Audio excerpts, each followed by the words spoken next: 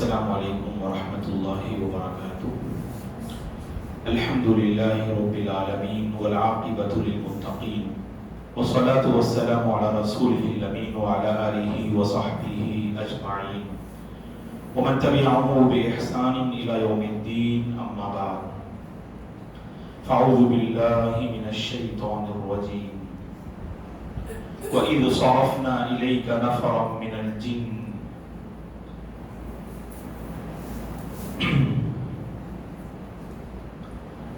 قابل احترام حضرات و خواتین، اللہ تبارک و تعالیٰ کا بے پناہ شکر و احسان ہے۔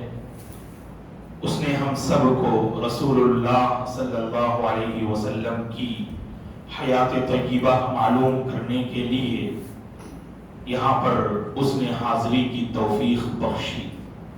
اس پر ہم اللہ کا شکر ادا کرتے ہیں اور دعا گو ہیں اللہ تعالیٰ ایسے خیر کی مجلسوں کی قدر کرنے اور ان سے فائدہ اٹھانے کی اللہ مجھے اور آپ کو توفیق عطا فرمائے۔ اور آپ تمام حضرات و خواتین کی خدمت میں بھی ہم ہدیہ تشکر پیش کرتے ہیں کہ آپ کی تشریف آوری اللہ کے نزدیک قابل قبول ہو اور اللہ تعالیٰ اس کا بہتر بدلہ دنیا اور آخرت میں آپ تمام کو عطا فرمائے۔ آپ تمام کی زندگیوں میں، اوقات میں، اعمال میں، مال میں اللہ تعالیٰ برکتیں نازل فرمائے، آمین۔ جیسا کہ آپ جانتے ہیں، اس سے پہلے کی کلاس میں ہم نے رسول اللہ صلی اللہ علیہ وسلم کی زندگی میں پیش آنے والا ایک اہم واقعہ جو درد و کرب، غم اور آلام سے جڑا ہوا واقعہ، جسے سیرت نگاروں نے، سیرت لکھنے والوں نے شعب ابی طالب کے واقعے سے تعبیر کیا، اور جو خواتین اور حضرات گزشتہ کلاس یہاں حاضر نہ ہو سکے کسی وجہ سے، تو ان سے ہماری اپیل یہ ہے کہ یوٹیوب پر گزشتہ کلاس باقاعدہ ریکارڈ کیا گیا اور اس کو یوٹیوب پر جو ہے شیئر کیا گیا، تو لہٰذا تمام سے ہماری گزارش ہے کہ اس کو سنیں تاکہ شعب ابی طالب کے حوالے سے معتبر روایات کی روشنی میں جو باتیں ہم نے پیش کی انہیں آپ جو ہے ذہن نشین کر لیں، انہیں آپ ذہن میں بٹھا لیں۔ تو درد و کرب کا جو واقعہ تھا وہ ہم نے آپ کے سامنے رکھا۔ اس کے بعد اللہ کے نبی کی زندگی میں ایک ایسا واقعہ رونما ہوتا ہے جو واقعہ اپنے اندر بہت ساری عبرتیں اور نصیحتیں رکھتا ہے، اور یہ واقعہ ایسا کہ اللہ کے نبی نے اپنی زندگی کا سب سے کٹھن سفر اور سب سے کٹھن دن قرار دیا۔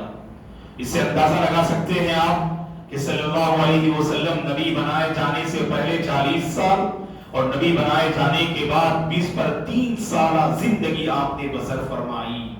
آپ صلی اللہ علیہ وسلم کی 60 پر 3 سالہ زندگی میں سب سے زیادہ کٹھن دن اور سب سے کٹھن سفر اگر کوئی ہے تو جس سفر کا ابھی ہم آپ کے سامنے ذکر کرنے جا رہے ہیں اور جس دن کا ہم ذکر کرنے جا رہے ہیں وہ اللہ کے نبی کی زندگی کا سب سے زیادہ مشکل ترین دن تھا، جس میں آپ نے بہت ساری آزمائشوں، تکلیفوں اور مصیبتوں کا آپ نے سامنا کیا۔ اور یہ سفر اور یہ واقعہ بہت مشہور ہے، لیکن آج کے اس درس میں تاریخ اور سیرت کے حوالے سے کچھ اہم باتیں ہم آپ کی خدمت میں رکھیں گے، غور سے سنیے گا۔ واقعہ ہے سفر طائف کا۔ آپ جانتے ہیں کہ شعب ابی طالب کے بعد آپ کی زندگی میں 2 بڑے واقعات رونما ہوئے۔ ادھر ابو طالب کی گھاٹی سے باہر آئے کہ نہیں، آپ کے چچا جو قدم قدم پر آپ کا ساتھ دینے والے ابو طالب کی وفات ہو گئی، اور اس کی ایک مختصر سی مدت کے بعد آپ کی چہیتی اور پہلی بیوی ماں ختیجہ بنت خویلد رضی اللہ عنہا کا انتقال ہو گیا۔ اور یہ دونوں اللہ کے نبی سے بہت قریب تھے، جڑے ہوئے تھے، اور دعوت کی راہ میں یہ دونوں مضبوط بازو تھے۔ اگر یہ کہیں تو غلط نہ ہوگا، ابو طالب اور ماں ختیجہ دعوت کے اس سفر میں، دعوت کی اس راہ میں، نبوت کو لوگوں تک پہنچانے میں یہ دونوں بڑے مضبوط بازو تھے، ستون تھے، اور یہ دونوں ستون گر گئے، ان دونوں کی وفات ہو گئی۔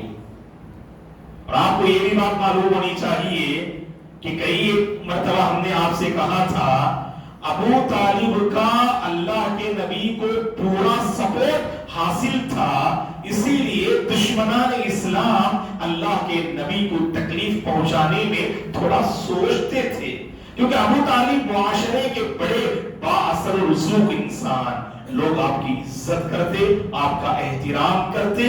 عبد المطلب کے بیٹے ابو طالب کی بڑی اہمیت تھی، عزت تھی، اور آپ کا مقام تھا، اس لیے لوگ اللہ کے نبی کو تکلیف تو دیا کرتے تھے، لیکن تکلیف دینے سے پہلے جیسے کہا جاتا ہے 100 بار سوچنا، تو یہ معاملہ ہوا کرتا تھا۔ جیسے ہی ابو طالب کی وفات ہوئی نا، تو دشمنان اسلام، کفار قریش اور مشرکین مکہ کے لیے پوری طرح سے راستہ ہموار ہو گیا اس نبی کو تکلیف پہنچانے میں، اور کوئی کسر انہوں نے نہ چھوڑی۔ جیسے ہی ابو طالب کی وفات ہوئی، اللہ کے نبی کو یکے بعد دیگر ستانا، پریشان کرنا اور تکلیف دینا شروع کر دیا۔ پہلے سے اللہ کے نبی کا دل غموں سے بھرا ہوا تھا، اور اس نبوت کے 10ویں سال کو عام الحزن کہا جاتا ہے۔ سیرت نگاروں نے اس کو عام الحزن سے تعبیر کیا۔ عام الحزن کا مطلب وہ غم سے بھرا سال تھا۔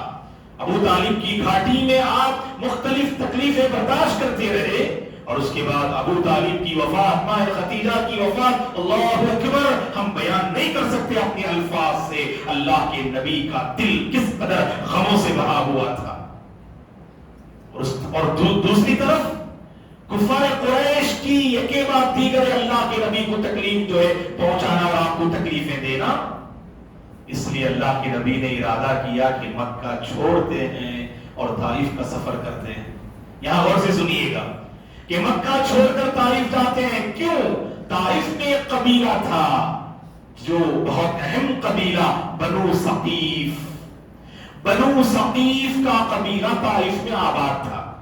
یہ بنو ثقیف نامی قبیلہ اللہ کے نبی کو امید تھی یہ لوگ اسلام قبول کر لیں گے، مجھے سپورٹ کریں گے۔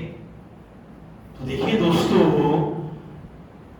ابو طالب مضبوط ستون تھے نا، جب بھی کوئی پریشانی آتی ابو طالب ایک مضبوط بازو کی حیثیت سے اللہ کے نبی کے ساتھ کھڑے ہوتے تھے، اور اللہ کے نبی طائف گئے اس امید سے یہ بنو ثقیف نامی قبیلہ اللہ کے نبی کا دست و بازو بن جائے، آپ کا جو ہے حامی بن جائے یہ قبیلہ، آپ کا مددگار بن جائے یہ قبیلہ، آپ کی آواز میں آواز ملانے والا بن جائے، اس امید سے آپ جاتے ہیں طائف۔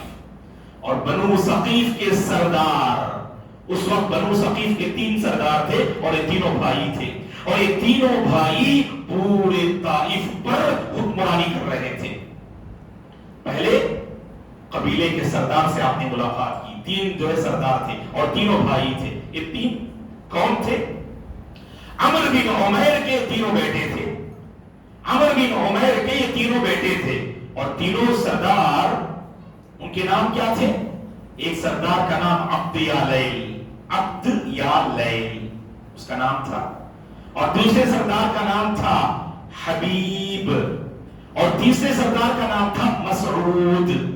یہ تینوں بنو ثقیف کے سردار تھے، عبد یا لیل، حبیب اور مسعود، اور تینوں سے آپ نے ملاقات کی، توحید کو ان کے سامنے رکھا، اپنی نبوت اور رسالت کو ان کے سامنے واضح کیا، کلام اللہ کو ان کے سامنے پڑھ کے سنایا، بتوں کی پرستی سے انہیں روکا، وحدانیت کی آپ نے انہیں دعوت دی، اور بعث بعد الموت، اس دنیا کے فنا ہونے اور دوبارہ زندہ ہونے اور حشر کے میدان میں کھڑے ہونے کی باتیں ان کے سامنے رکھی۔ ہونا تو یہ چاہیے۔ بنو ثقیف اور ان میں سے اکثر لوگ اللہ کے نبی کو پہچانتے تھے، کیونکہ ان میں سے اکثر کا تعلق خاندان قریش سے تھا، اللہ کے نبی کے دادا پردادا سے ان کا تعلق تھا، جانتے تھے کہ ہمارے خاندان کا ایک فرد ہے جو درد اور فکر لیے ہمیں کنارے جہنم سے بچانے کی خاطر طائف پہنچا ہے. اس دردمند انسان کی انہوں نے ناقدری کی. یاد رکھیں دوستو، خاص کر میں نوجوانوں سے گزارش کرتا ہوں، آپ کے پاس ایک جذبہ ہوگا، اپنے دوست سے ملاقات کریں گے، آپ دین کی باتیں بتائیں گے، آپ انہیں غلط جو ہے راستے سے روکنے کی کوشش کریں گے، وہ آپ کو پریشان کرے گا، وہ آپ کو ستائے گا، بھری مجلس میں آپ کو رسوا کرے گا، آپ کی وہ ناقدری کرے گا، آپ کی وہ بے عزتی کرے گا. اللہ کی خاطر صبر کیجیے گا. یہ میرے اور آپ کے حبیب، میرے اور آپ کے نبی کی سنت ہے، یہ ہمارے حبیب کی سنت ہے. جس درد کے ساتھ آپ طائف میں حاضر ہوئے، سبحان اللہ، مسعود نے انکار کیا، حبیب نے انکار کیا، عبد یلیل نے انکار کیا، تینوں سرداروں نے انکار کر دیا اور کہا کہ ہم آپ کی بات کو ٹھکراتے ہیں. کلم کلا انہوں نے انکار کیا. یہ نہیں کہا اللہ کے نبی سے اے محمد دیکھتے ہیں، ہم غور کرتے ہیں، بعد میں ہم آپ کو سپورٹ کریں گے. کچھ نہیں، پہلی فرصت میں ان تینوں نے انکار کر دیا. یہاں اللہ کے نبی نے ایک گزارش کی تینوں سے، آپ تینوں نے تو انکار کر دیا نا، خیر کوئی بات نہیں، بس اس انکار کو لوگوں کے سامنے ذکر نہ کرنا. میں لوگوں کے پاس پہنچوں گا، ان کو میں دعوت دوں گا اور ان کو سمجھانے کی میں کوشش کروں گا، لیکن تم تینوں اللہ کی خاطر اس انکار کو لوگوں کے سامنے ظاہر نہ کرنا. کیوں؟ اگر قبیلے کے سردار ہی انکار کر دیں، لوگوں میں کہاں ہمت آئے گی؟ لوگ کہاں سے محمد کی بات مانیں گے؟ اس لیے کہ لوگوں کا طریقہ کیا ہے، سردار جس راہ پہ چل پڑے اس راہ پہ چل پڑتے ہیں، خواہ وہ راہ نجات ہو یا راہ ضلالت ہو، کامیابی کا راستہ ہو یا گمراہی کا راستہ. اسی لیے کہا کہ امام کو، قوم کے لیڈر کو امانت دار، دیندار اور وفا شعار ہونا چاہیے، کیونکہ اگر وہ بھٹک گیا پوری قوم بہک جاتی ہے، اگر وہ سدھر گیا پوری قوم سدھر جاتی ہے. اسی لیے اللہ کے نبی نے اسے ایک اپیل اور گزارش کی، اس انکار کو لوگوں کے سامنے ظاہر نہ کرنا. بڑے تنگ اور سخت دل تھے، بڑے تنگ اور سخت دل تھے، بد مزاج تھے، بری طبیعت رکھنے والے تھے، بری سوچ رکھنے والے تھے. یہ تینوں سردار، تینوں نے کہا کہ نہیں، ہم طائف میں اعلان کر دیں گے. صرف اعلان پہ اکتفا نہیں کیا، آپ نے انکار کا اعلان نہ کیا. دوستو اللہ اکبر، ان تین سرداروں نے چند نوجوان بچوں کو اللہ کے نبی کے پیچھے لگا لیا. اور سردار جو بولتے ہیں قوم والے وہ بات مانتے ہیں. نوجوانوں سے ان سرداروں نے کہا محمد کو نہ چھوڑنا، محمد کو پریشان کرتے رہنا یہاں تک کہ وہ طائف چھوڑ کے چلے جائیں. اور طائف کے جو سرکردہ نوجوان تھے، طائف کے جو سرغنہ نوجوان تھے، طائف کے جو بد مزاج اور بد خلق نوجوان تھے، وہ اللہ کے نبی کے پیچھے پڑ گئے. اور جیسے اللہ کے نبی وہاں سے طائف کی گلیوں پر سے گزرے، ایک درد اور فکر کو لے کر آپ پر پتھر برسانے لگے. اللہ کے نبی صلی اللہ علیہ وسلم پر پتھر برسانے لگے. اور اللہ کے نبی کسی نوجوان کے قریب گزرتے، اللہ اکبر، اللہ کے نبی کو دھکا دیتے. دوستو کتنی تکلیف ہے اللہ کے نبی نے برداشت کی. سیرت کو پڑھنے سے ہمیں اندازہ ہوتا ہے دوستو یہ نبی کس قدر مہربان تھے. اس دین کی خاطر آپ نے کتنی قربانیاں دی، سب ہماری خاطر، اس امت کی خاطر آپ نے قربانیاں دی. دھکا دیتے کون؟ سبحان اللہ، اس کائنات کے سب سے بہترین انسان، اس روئے زمین کے سب سے بہترین انسان. اور سیرت نگاروں نے لکھا ہے، صحیح واقعہ سے ثابت ہے کہ ان نوجوانوں نے، بدماشوں نے، اوباشوں نے اللہ کے نبی کو دھکا دیا، ایک باغ میں جا کے گر گئے اللہ کے نبی صلی اللہ علیہ وسلم. اور باغ کس کا تھا؟ ربیعہ کے دو بیٹوں کا باغ تھا، ایک عتبہ اور ایک شیبہ، یہ دو بھائی، اور اللہ کے نبی کے رشتہ دار تھے. رشتہ دار کو دیکھ کر باہر سے آئے ہیں مکہ سے، لیکن دیکھیں دوستو انسان جب حق کو قبول نہیں کرتا ہے نا، اس پر پردہ پڑ جاتا ہے، سارے اخلاق وہاں پر جو ہے نکل آتے ہیں، اس کی زندگی سے باہر رخصت ہو جاتے ہیں۔ آئے اللہ کے نبی طائف، خیر آپ کے وہ لوگ جنہوں نے آپ کو پہچانا نہیں، ٹھکرایا، کوئی بڑی بات نہیں، جس باغ میں انہوں نے دھکا دیا اور جا کے وہاں آپ صلی اللہ علیہ وسلم گر پڑے صلی اللہ علیہ وسلم، وہ آپ کے رشتہ دار کا باغ تھا، ربیعہ کا باغ تھا، اور دو بیٹے اس کو سنبھال رہے تھے، عتبہ اور شیبہ۔ دونوں نے دیکھا، اس منظر سے مزے لے رہے تھے، وہ دونوں آگے نہیں بڑھے اللہ کے نبی کو اٹھانے کے لیے۔ اور اہل علم نے لکھا اللہ کے نبی کے ساتھ اس سفر میں زید بن حارثہ رضی اللہ عنہ بھی تھے، اور زیادہ تذکرہ اس واقعے میں مختلف واقعات میں نظر نہیں آتا ہے، لیکن سیرت نگاروں نے لکھا اللہ کے نبی جب مکہ سے نکلے طائف، اور جب طائف سے واپس مکہ گئے تو باقاعدہ اس پورے سفر میں زید بن حارثہ بھی اللہ کے نبی کے ساتھ تھے، لیکن انہوں نے زید کو ٹارگٹ نہیں کیا رضی اللہ عنہ کو، اللہ کے نبی کو ٹارگٹ کیا۔ ہو سکتا ہے کہ آپ کو بھی کچھ تکلیف پہنچی ہو، لیکن سیرت نگاروں نے اس کی کوئی وضاحت نہ کی کہ زید بن حارثہ رضی اللہ عنہ کو کیا تکلیفیں انہوں نے دی، لیکن اللہ کے نبی کو جو تکلیفیں دی وہ ساری جو ہے باتیں آج سیرت کی کتابوں میں موجود ہیں۔ دونوں دیکھ کر مزے لے رہے تھے، عتبہ اور شیبہ، اور وقت گزرتا گیا، اللہ کے نبی اپنے آپ کو سنبھالتے ہوئے اس باغ کے ایک حصے میں جا کر بیٹھ گئے، اور لکھا ہے اہل علم نے وہ انگور کی جو بیلیں ہوا کرتی ہیں، ان بیلوں کے پاس جو سایہ ہوتا ہے، انگور کی بیل کے سائے کے پاس اللہ کے نبی تشریف فرما ہوئے صلی اللہ علیہ وسلم، اور اللہ کے نبی بہت درد اور کرب میں تھے، پریشانی میں تھے۔ بہت دیر کے بعد رشتہ داری جوش میں آتی ہے، بس کیا دونوں قریب نہیں آئے، ان کا ایک غلام جن کا نام عطاس تھا، اپنے غلام عیسائی تھے، وہ عیسائی غلام چھوٹے بچے عطاس کو بھیجتے ہیں جو باغ میں خدمت کر رہے تھے، وہ کہا کہ جاؤ وہاں جو بندے بیٹھے ہیں نا، جا کے انگور پیش کر دو۔ انگور لے کر آیا عطاس، اور کئی ایک حدیث کی کتابوں میں یہ واقعہ موجود ہے۔ عطاس اللہ کے نبی کے پاس انگور لے کر آئے، عیسائی غلام تھے، اللہ کے نبی نے انگور لیا اور بسم اللہ کہہ کر آپ اپنے منہ میں انگور ڈالتے ہیں۔ تعجب ہوتا ہے عطاس کو، بسم اللہ کہاں؟ اس کے بعد اللہ کے نبی نے وضاحت کی، میں اللہ کا نبی ہوں، اس پر کلام نازل ہوتا ہے، آپ نے دعوت اس کے سامنے پیش کیا، تب اس کا دل مطمئن ہوا۔ اور جیسے ہی دور سے دیکھا عتبہ اور شیبہ نے کہ کچھ گفتگو دونوں کے درمیان جو ہو رہی ہے، اور یہ عطاس اللہ کے نبی سے قریب ہو رہے، عطاس کو بلایا اور ڈانٹا کہ خبردار، اس کے بعد تم محمد کے قریب بھٹکنا نہیں۔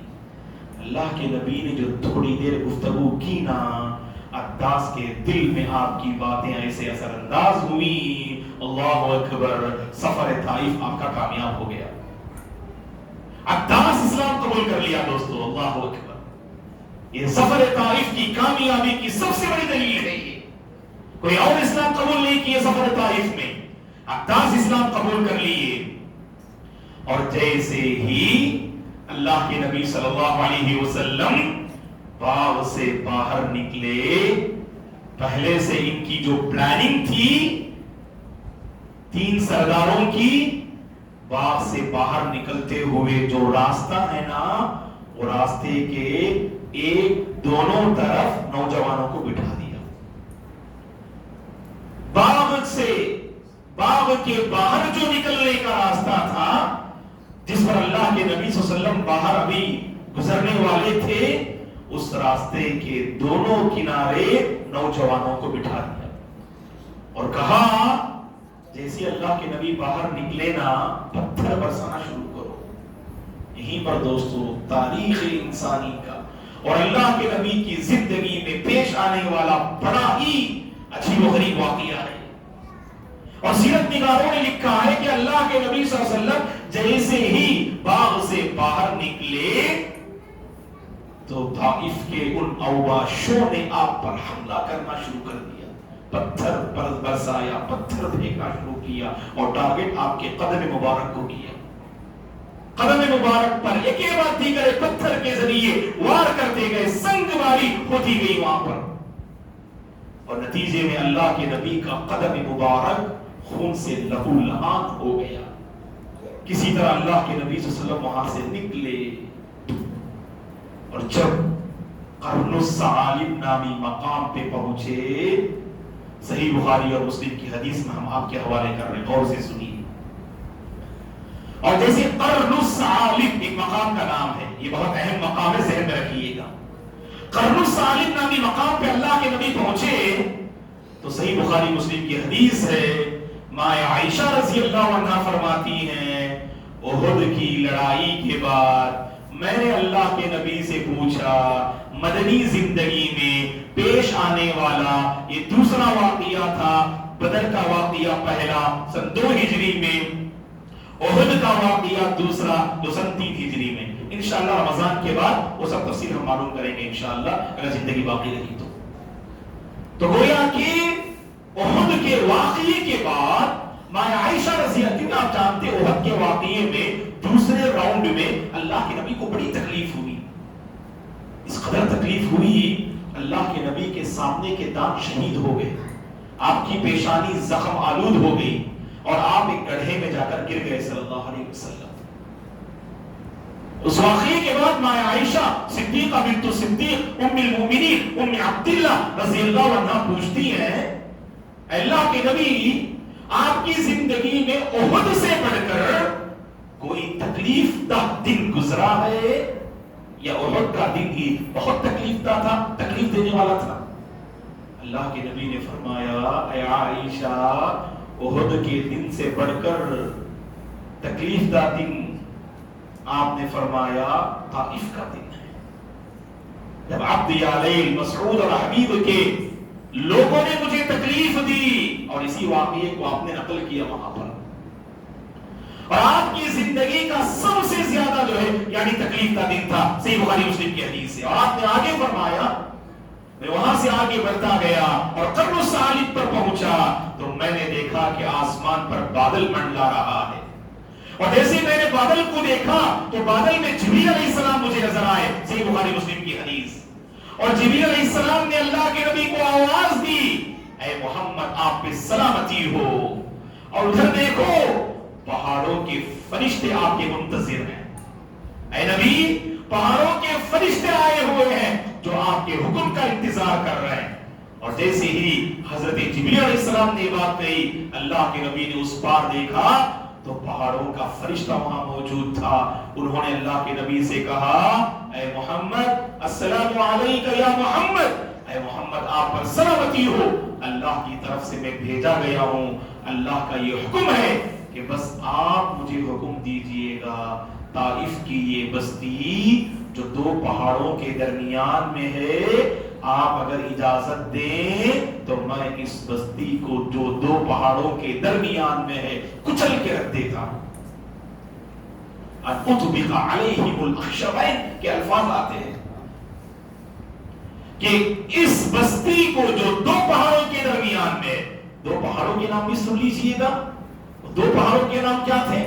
ایک پہاڑ کا نام تھا ابو قبیس اور دوسرے پہاڑ کا نام تھا قعیقیعان، یہ 2 پہاڑوں کے نام ہیں، ایک پہاڑ کا نام ابو قبیس اور دوسرے پہاڑ کا نام قعیقیعان، یہ 2 پہاڑوں کے درمیان یہ طائف کی بستی تھی۔ اور قرن الثعالب کے اس مقام پر پہاڑوں کے فرشتے نے کہا، آپ حکم دیجئے ہم کچل کے رکھ دیتے ہیں اس کو۔ ہم اور آپ ہوتے تو کیا کرتے دوستو؟ بدلہ لینا میرے اور آپ کی پہچان، ہم طاقت سے بڑھ کے بدلہ لیتے اور تکلیف سے بڑھ کے لیے سزا دیتے ہیں۔ اللہ ہم پر رحم فرمائے، ہم طاقت سے بڑھ کر بدلہ لیتے، اور جو تکلیف ہمیں پہنچی ہے نا اس تکلیف سے بڑھ کر سامنے والے کو ہم سزا دیتے۔ مختصر کہو، کوئی پتھر برسائے ہم چٹان پھینکتے اس کے اوپر، جب تک ہمارے دل کی آگ بھڑک جو ہے تھمتی نہیں اور وہ بجھتی نہیں دوستو، عبرت حاصل کرو۔ آپ کے وہ رشتہ دار جنہوں نے ستایا نا آپ کو، یہ سیرت میں بیٹھنے کا فائدہ ہے، آپ انہیں معاف کر دو، اللہ آپ پہ رحم کریں گے۔ اللہ تعالیٰ آپ پر رحم کریں گے. پسند کرتے ہیں اللہ معاف کرنے والوں کو.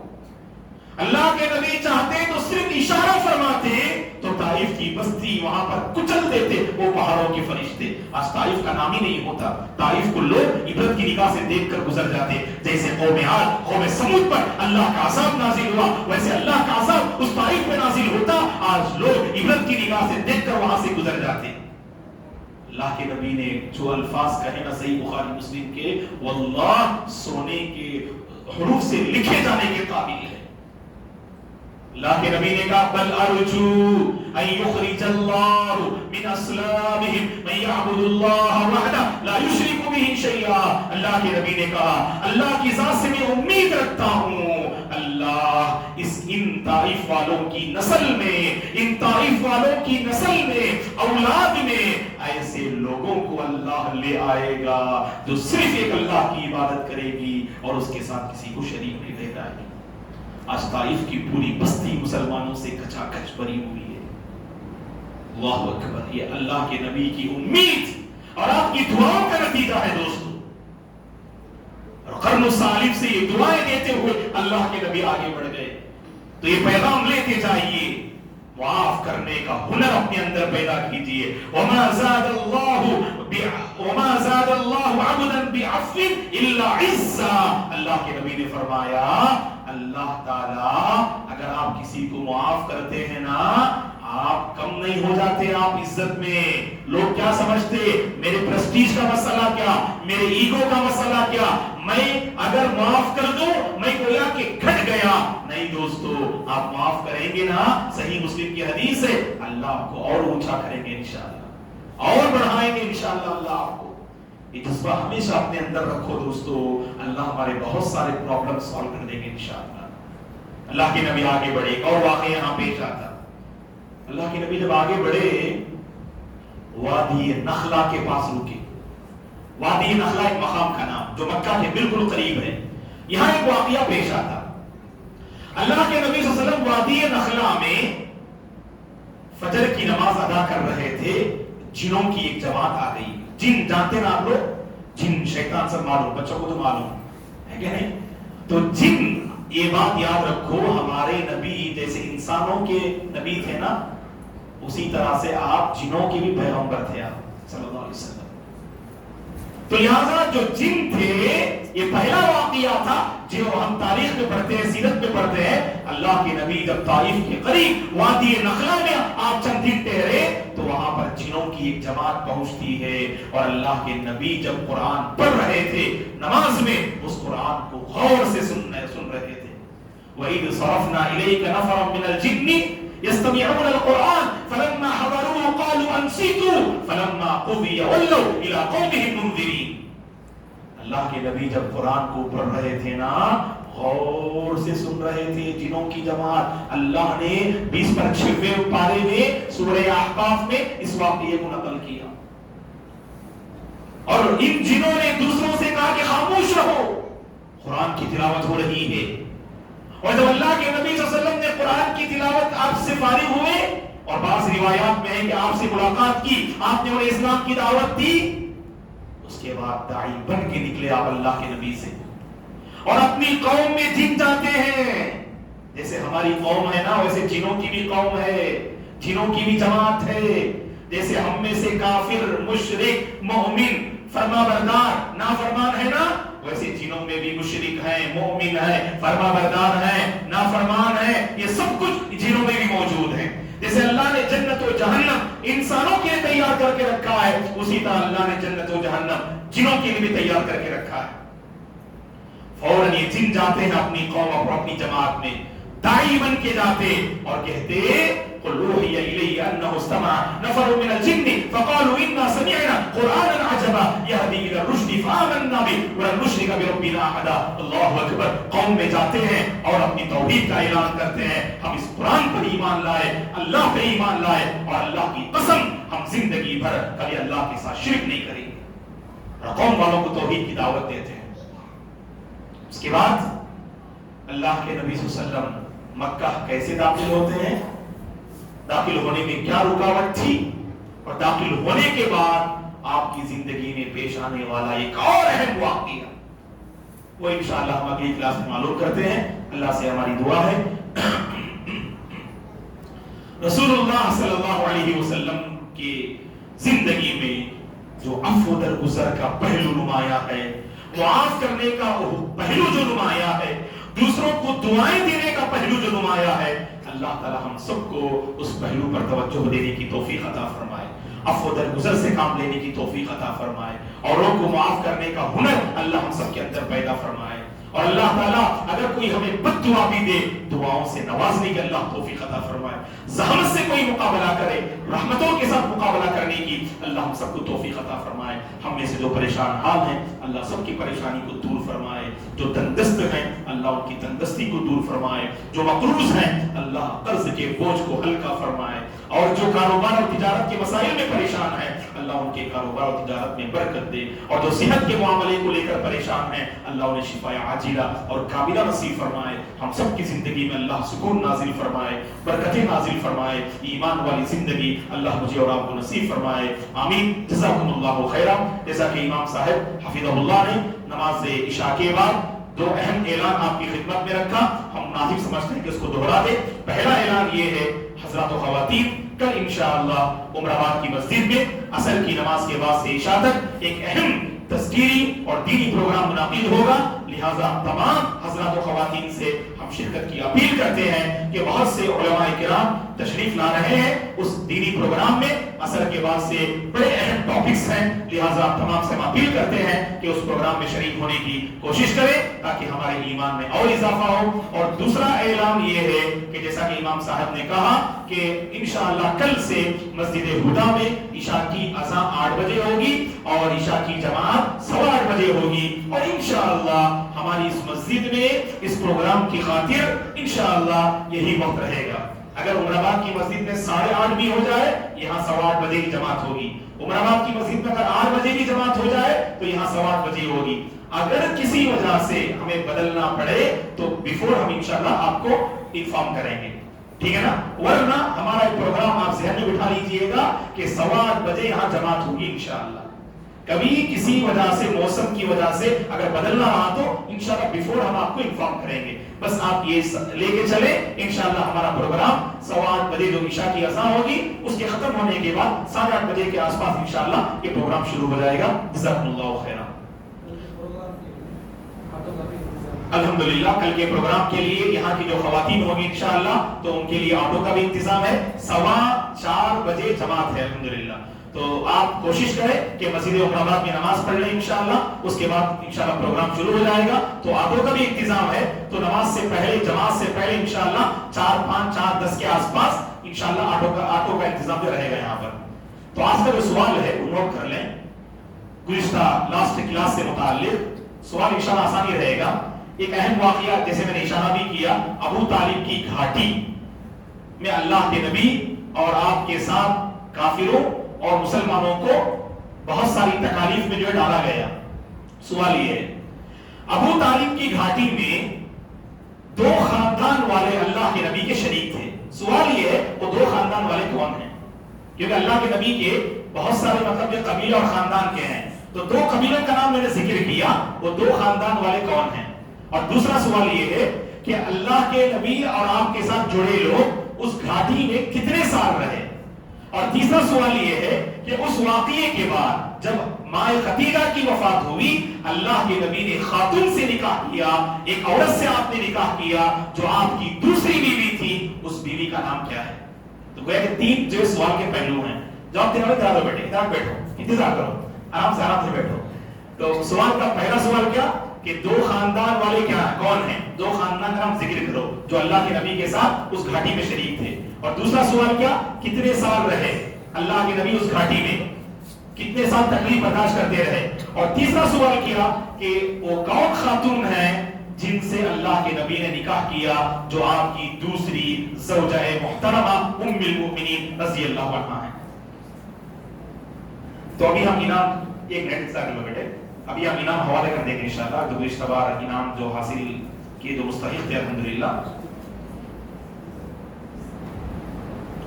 ایک ہے علینا فاطمہ